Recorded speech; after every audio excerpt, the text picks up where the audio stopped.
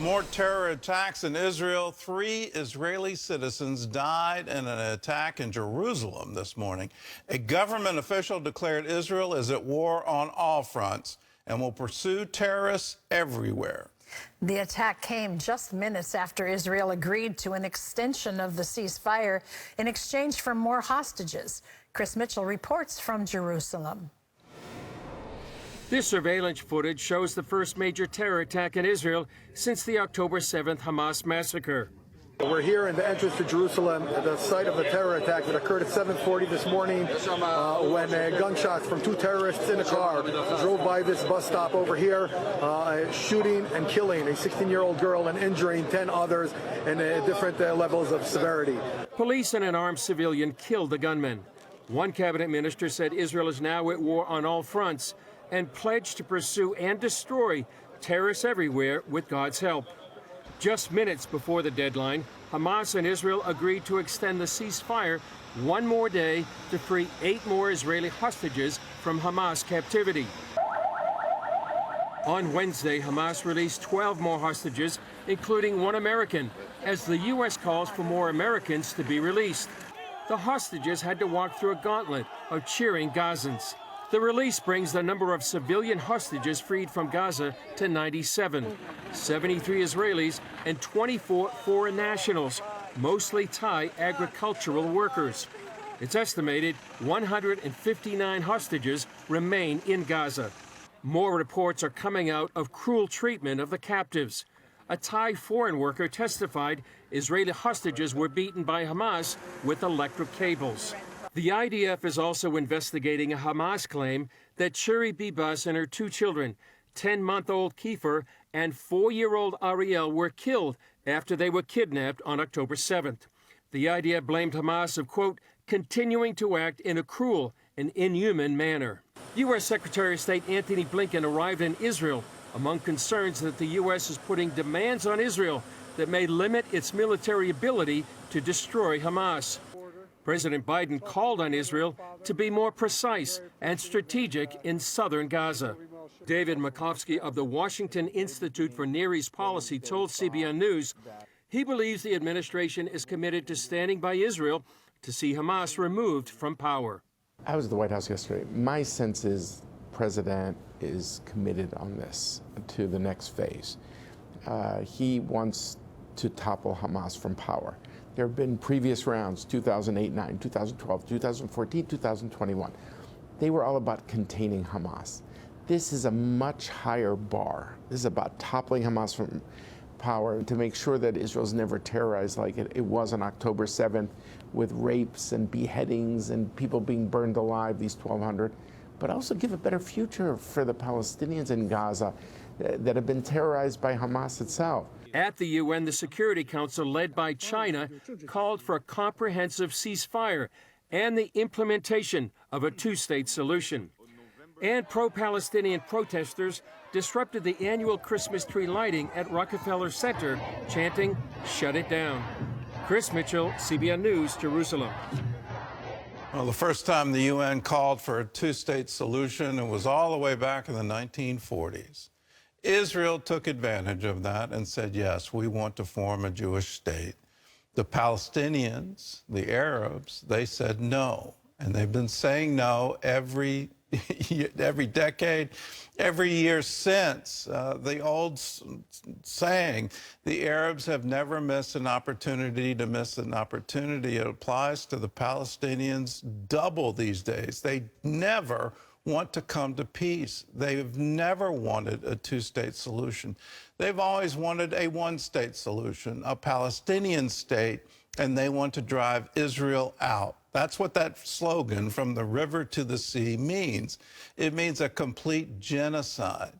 And all the current talk now of how Israel is some kind of an apartheid state and how oppressive they are and all of these things, it's just absolute nonsense. As an Israeli, you cannot go to a West Bank city controlled by the Palestinian Authority. There are no Jews at all in Gaza. The reason is they would be killed. That is apartheid. That is the most extreme anti-Semitism you can possibly imagine. They want to kill Israelis. They're doing it again and again and again. The whole world needs to wake up. This is a demonic ideology. It needs to go away. It's an Islamic death cult, and we need to say, not just out of power, but not existing at all anymore.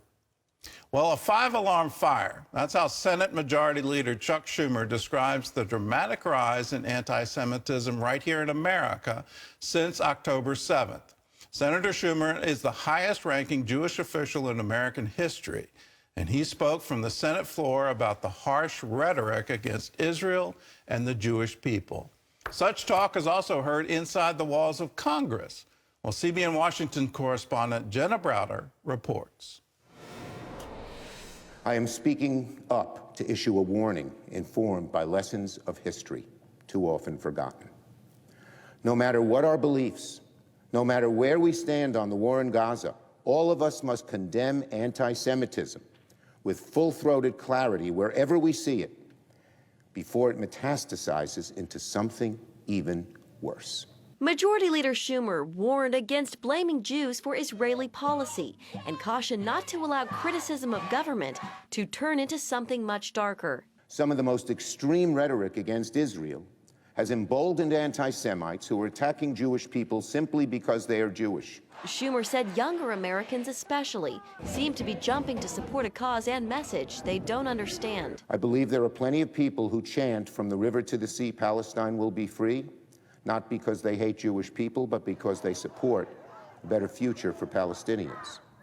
But there is no question that Hamas and other terrorist organizations have used this slogan to represent their intention to eliminate Jewish people, not only from Israel, but from every corner of the earth. The Majority Leader's address comes as a growing number of government officials and federal workers are criticizing President Biden's support of Israel and its war on Hamas. We are congressional staffers on Capitol Hill, and we are no longer comfortable being silent. More than 100 congressional staffers recently staged a walkout, and hundreds of federal political appointees and staffers signed a letter demanding President Biden pursue an Israeli ceasefire and take immediate action to end Palestinian casualties. In another instance, a top CIA official posted a pro-Palestinian image to her Facebook page. A public political statement former Secretary of State Mike Pompeo says is unacceptable. I'm struggling for words because it is so far out of bounds, right? It is so disconnected from the fundamental role that they have. Over in the House, a vote Tuesday on legislation reaffirming Israel's right to exist and condemning Hamas did not receive unanimous support. Representative Cori Bush, a Democrat from Missouri, refused to vote for either measure, and Representative Rashida Tlaib of Michigan voted present for the resolution, which centered on Israel's existence. Jenna Browder, CBN News, Washington. Well, joining us now for more on this is Rabbi Yitzchok Adlerstein of the Simon Wiesenthal Center. Rabbi, just thank you so much for being with us. Let's get right to it. Senator Schumer is calling it a five-alarm fire that must be extinguished. How do we put this fire of anti-Semitism out? The only way to put it out is for good people to speak up and not be silenced by the mob. You know, the Jewish people at the moment are very, very lonely. We're used to that for a couple of thousand years of history, but and we're willing to go it alone in Israel. We know, as the saying goes in Israel, "Ein lanu eretz acheret." We don't have any other place to go, and that's become more clear in the weeks since October 7th. But one thing that we'd really appreciate is feeling the difference between this time and every time before. When we were alone in the past, we had God, but we had no human beings on our side at all. And now things are very, very different. You thanked me, Gordon, but I can't begin to thank you and other like-minded Christians for standing behind us, for refusing to be lured away by the images from Gaza and the pat slogans that have seduced so many other people. all built on a basis of, well, the world loves dead Jews, but not live ones. What I'd really like to see, and I'm hoping this message gets through to our viewers, is Jews right now are feeling very lonely, especially outside of Israel. Here, there's amazing sense of unity. But in the United States, in the UK, certainly in other places in Europe, Jews have been marginalized. The friends that they thought they had for many decades have disappeared. What I'd like to see is for people like you to just give a hug, give a word of reassurance to Jews that you know, and tell them, hey, it's pretty awful what's going on, but I want you to know it's not like it was in the old days. Many of us are really standing behind you. We recognize the difference between good and evil. We understand that a voice for a ceasefire means Israel, too bad. You have these maniacs living next door to you, but get real, live with it. You know, they've pledged that there are going to be more and more October 7th, a 2nd, a 3rd, a 4th. Hey, that's tough. You know, you've got to be more precise. Not only precise in the way you conduct the war, but don't conduct it at all. Let there be a permanent ceasefire, which means keeping killers alive. Now, we're not ready for a suicide pact. And some people, your people, conservative Christians primarily, understand that. And just be reassuring to the Jews around you and say, we're still on your side. We recognize the justice of what you're trying to do, and we stand with you. You don't know how much of a difference that can make in the lives of Jews in America today. Well, we absolutely stand with you, and we absolutely join you in the call. Hamas should not exist anymore. They have crossed, saying they crossed a line doesn't do it any justice. They have done something so horrific. They should not exist anymore. And I've said it before on the show. I'm going to say it again. Any call for a ceasefire is just an excuse for Hamas to reload. We shouldn't allow them that. They're on the run now, and they need to be eliminated. They should not exist anymore.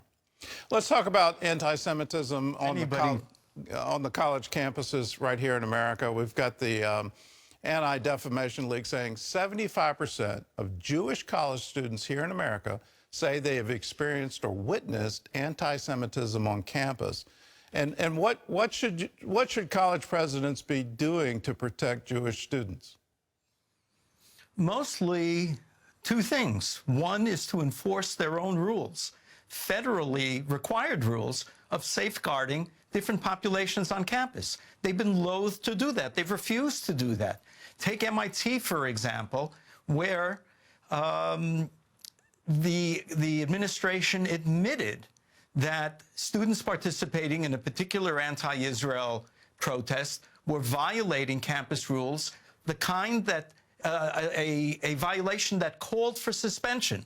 And then they said, well, we're not really going to press that because some of them may get in trouble because they're not American citizens and they could be sent back to the countries of their origin. This is not just a Jewish problem, Gordon. There's something so fundamentally wrong on campus, and that's the other thing that they should be doing, which is an overhaul of the entire system in which people are not educated to think, and where professors, because they're tenured, use their bully pulpit just to indoctrinate, essentially, a generation of younger people. This is appalling not only to us, but it should be appalling to every American to think that the leaders of America in a few years are people who really can't think straight. They don't research things. They're not aware of the fundamental arguments on both sides. They just repeat stock phrases. That is scary. I have one that said they ought to be deported. I mean, if you're here on some kind of education visa and you use that as an opportunity to persecute American citizens, well, then absolutely you should leave. There shouldn't be any mercy for that. And it's just part. It's mind-boggling that a university president will say, well, we can't do that because they might be deported. Well, you ought to take the position they should be deported. They shouldn't be here. I will say there's been a strong pushback. One of the roles I have is as a president of a university. I put out a strong anti-Semitism statement, and it was absolutely horrific to see the social media comments that came. There just seems to be this organized group on the internet being very active to put out the propaganda. I used to think it was just part of the boycott, divestment, sanction movement. It was primarily out of London. Now it seems to be worldwide. Do you have any idea how this is being funded and how it's being coordinated? We don't yet. There are some smoking guns, but nothing to reliably be able to point the finger at yet. And I hope you're right, Gordon, because there is a competing theory, one which personally sounds a lot more accurate to me, and that is that anti-Semitism, the oldest bigotry on the face of the earth, never really disappeared and probably never really diminished as much as we would have wanted it to. It went underground for 7 decades after the Holocaust, mostly out of guilt or of a remembrance of what the Holocaust was about. But once people let the genie out of the bottle, once it became okay to publicly say, Israel, they're racist, they're colonialist, the next step was to say, it's the Jews again. And there are millions of people out there who are unconscious anti-Semites, which I think is more of a problem than those people who will say, yeah, I'm ready to send Jews back to the gas chambers. Unconscious anti-Semitism means that you just subconsciously really don't like Jews. How else would you understand, Gordon, the taking to the street of ordinary Americans, not those who are here on foreign visas, with the passion that they have about the casualties in Gaza?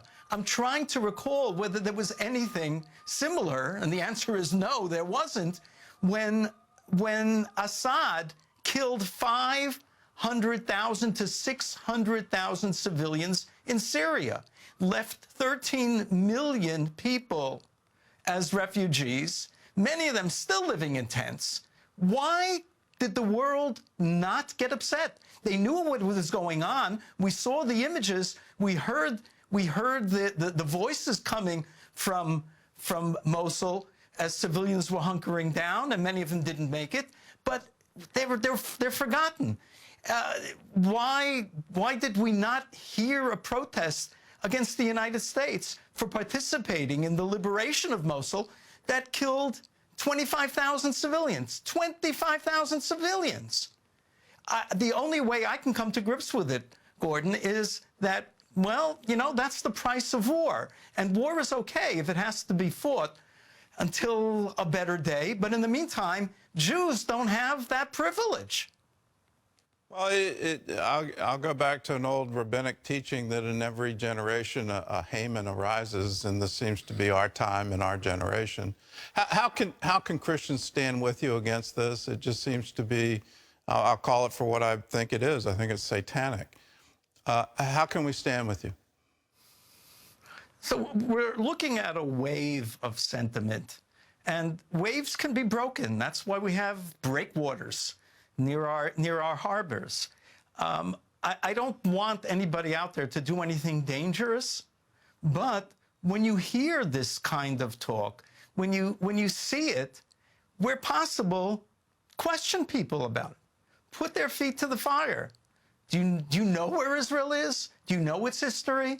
Do you know how many offers Israel made? Do you know how many times, as you said before, the Arabs said no? How after 1967 and the June War and Israel, together with the United States and Russia, were ready to put together a comprehensive peace package, and instead at Khartoum, you got the 3 no's: no recognition, no negotiations, no peace.